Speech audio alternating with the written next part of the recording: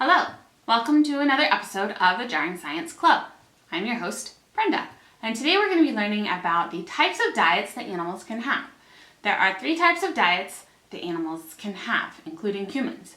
They can be herbivores, they can be omnivores, or they can be carnivores.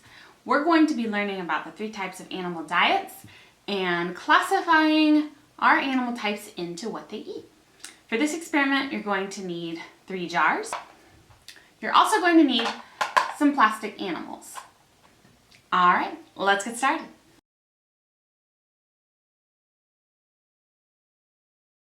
All right, here we are close to do today's activity. And we are talking about things that animals need to survive, which is food, water, air, and a place to live. Today we are going to be classifying animals based on whether they're herbivores, omnivores, or carnivores. Herbivores eat just plants, omnivores eat plants and meat, and carnivores eat just meat or mostly just meat.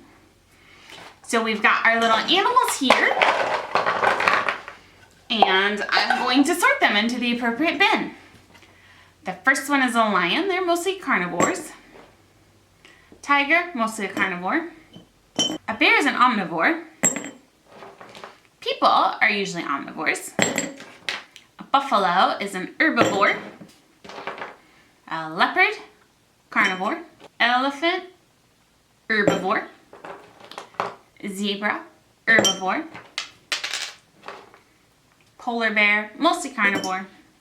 This bird is mostly a carnivore. This is a cheetah, mostly a carnivore. A horse, herbivore. A cow, herbivore. A gorilla eats mostly plants, but they also eat ants and bugs, so I'm going to put them in omnivore. I believe this is a kiwi, and it's an omnivore. It eats worms and bugs in addition to plants. This is an anteater, and they eat mostly bugs and eggs, so that makes them a carnivore. A kangaroo is an herbivore. Camels are herbivores. And finally we have a platypus, and that is mostly a carnivore. So, having classified our animals, these are the herbivores. A lot of these animals live in grassy areas, and a lot of them eat grass.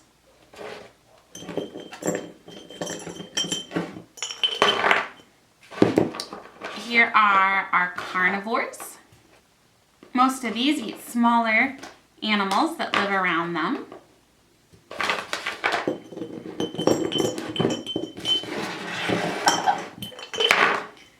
And then we have our omnivores, which eat a good mix of both things.